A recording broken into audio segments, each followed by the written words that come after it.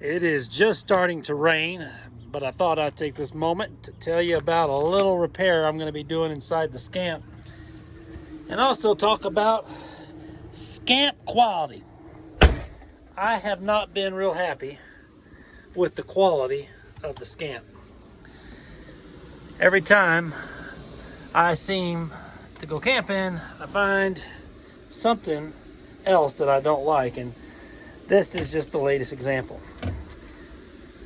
Inside here normally is this shelf. It's supposed to sit in here pretty much just like so. You kind of get the idea. It sits in the bottom, and what holds that up are these. Folks, they glued them in. Scamp didn't even use a screw. They put these inside, one on this side and one over here, as basically the supports for this shelf to sit on top of. But because they were made out of glue, they just peeled off. And the way I found out this had happened was I was cleaning up the Scamp, and I'd come across this bottom part, and instead of being flat, it was kind of pushed down on one side. And I was like, well, that's weird. So I messed around with it until I got it up like this, and then that's when I found out that the one screw that they had put in right there, well, that's supposed to drill into right here, which is my wheel well. So that screw would have will have made a hole in the upper part of the wheel well, which is where all the water and stuff is spraying up. I don't want to have a hole there. I don't have any penetration there. I don't know why they did that. And over here, where these brackets are supposed to be glued, no screws, nothing screwing into the wood. So I looked down in here, and that's when I found, these pieces laying in here. And I also found just a bunch of just spare stuff, like where they had drilled out pieces of wood. They just left the remnants down in there. They decided they would just not take the time to throw a shop vac down in there and I guess vacuum it out. So that's what we got. So I'm going to repair this, and I'll show you how I'm going to do that. To replace these pieces of glued in plywood, we're going to use some angle iron. I went ahead and selected some 1/16 inch by 1 inch angle iron. This thing's 3 feet long, and I'm just going to use these as a template to make my cuts. Then I'll drill my holes, and I'll get these new shelf basically supports level inside. Then I will rivet them inside. I'll drill holes, some 3/16 inch holes, put in these 3/16 inch aluminum rivets to hold these in. And then on the top of what used to be the floor of that closet, I'm going to put this handle, and I'm going to leave it loose so that I can pick it up and use that little area down there from storage. But before we do any of that, we're going to use a shop vac to clean out that area of all the stuff from the factory. Gotta get that mouse fur clean, baby. Next, I'm going to mark where I'm going to make my cuts. Make one about right here, and then another one about here. All right, so now that I got my angle pieces cut, I'm going to go ahead and drill holes in them that will accommodate these rivets. I'm thinking I'm going to do 3 holes on each one, just kind of evenly space them. Now that these are drilled, I'm going to go ahead and use them to make my template for where I'm going to drill my holes on the inside of that cabinet. So first I want to make sure that my trailer is level, front to rear and side to side. That way when I make sure that this is level, I get the same result.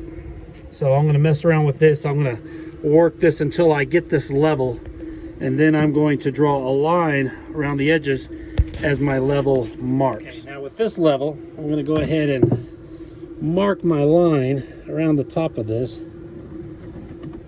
both sides. We'll go ahead and remove the shelf. Over here I can see it as well. So now I just need to measure the thickness of the side of this from the carpet to the bottom, and whatever that distance is, I'm going to measure down, and that's where I'm going to place the top of my rail. So that's about 3/4 of an inch, and that's where I'm going to make my mark. So I've got my mark where I want it. I went ahead and checked the level between the place I'm going to put the new shelf bracket and where the other side of the shelf rests on top of that wheel well to make sure it's level across. It is. So I'm going to go ahead and use my pencil to fill in those little hole marks, mark those little holes that I already drilled, so I'll make sure that when I drill into the fiberglass here, everything's lined up. I was able to mark the position of the 3 holes, 1, 2, and 3. That's where I'll be making my holes. Now I'm going to do the same thing on this side. So there's not a whole lot of room in there to work to get a drill, so I've got this attachment that I added to my drill that allows me to make a corner, and I went ahead and drilled that first hole. And what I think I'm going to do is go ahead and put my bracket on. I'm going to go ahead and rivet it in, and then I'm going to use the holes in the bracket as my template so I don't misdrill any of these holes.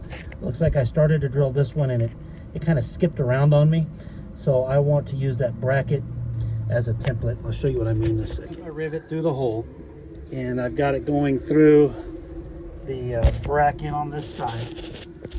So now I'm just going to go ahead and set that rivet, and it will hold this in place, and then I can use the holes that are already in here to go ahead and use as templates to drill the holes through the fiberglass. Okay, so with that rivet in and holding the bracket temporarily now, I can go ahead and line up my bracket with the line that I made, and then use that the holes that are in here to guide my drill. Okay, so we got 2 of the rivets in. This last one I've already just finished drilling the hole for. You can see that I just used the template that was already there, the hole that was already in the metal, to drill right through the fiberglass. These 2 are already in. I'm going to go ahead and stick the rivet in from the other side, and go ahead and set that rivet. We'll be done with the forward side. Okay, so I've gotten 2 of the rivets in for the other side of the shelf. So one side of the shelf will rest on this edge, and one side will rest on that edge, and the other one, this is going to rest back here. And so I've got my next hole drilled, so I'm going to stick in my rivet and finish that off. Okay, so we got all the rivets in. They're all holding up these little metal shelf supports that we've put in, these aluminum shelf support. And now we want to go ahead and put in our shelf.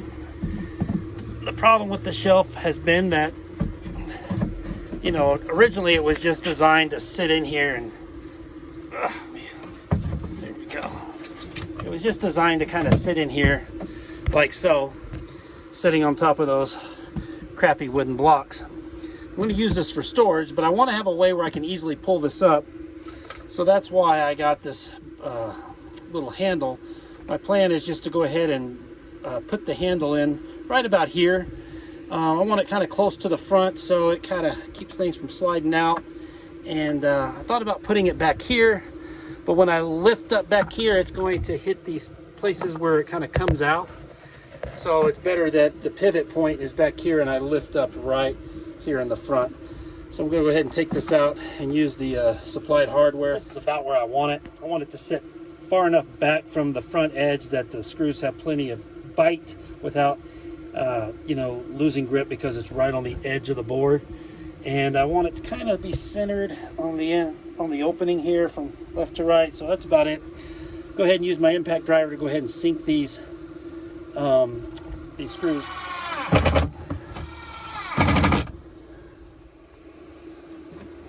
All right, right, so now we ought to be able to just open that up, reach in, lift this up, put a few odds and ends down in there, whatever, and then shut it on back down. It's good to go.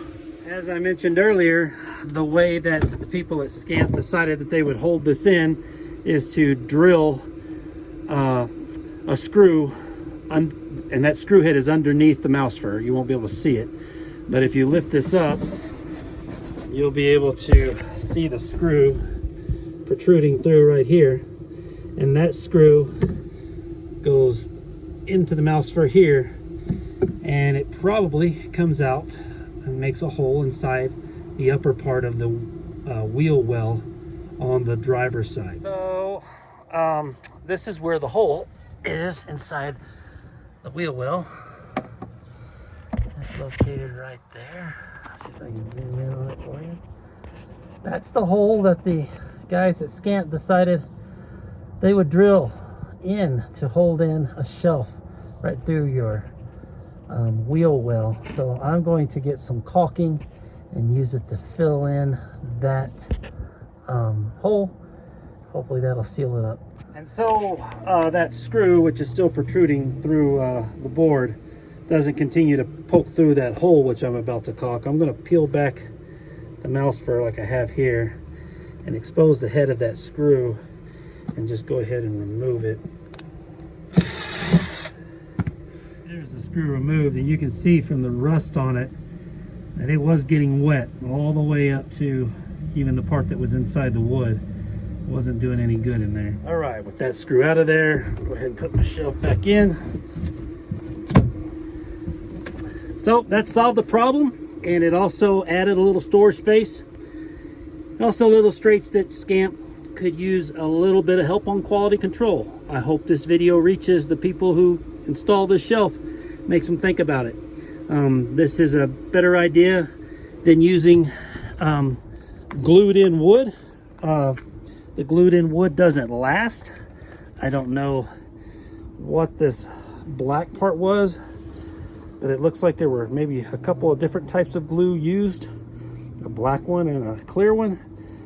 It's not the way to do it, guys. Oh, there's a screw head that just broke, or screw, I guess the head just broke off somewhere, probably inside that shelf.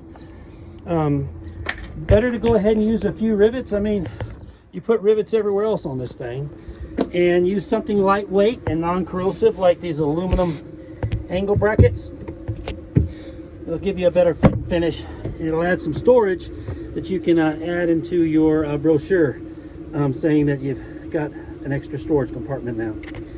Thank you very much for taking the time to watch this video. As you can tell, I'm not a professional videographer. I just do this to help people out on the road. If you could like and subscribe, maybe Scamp or YouTube will send us a little bit of money, and we can sometime retire in Belize. Bye-bye.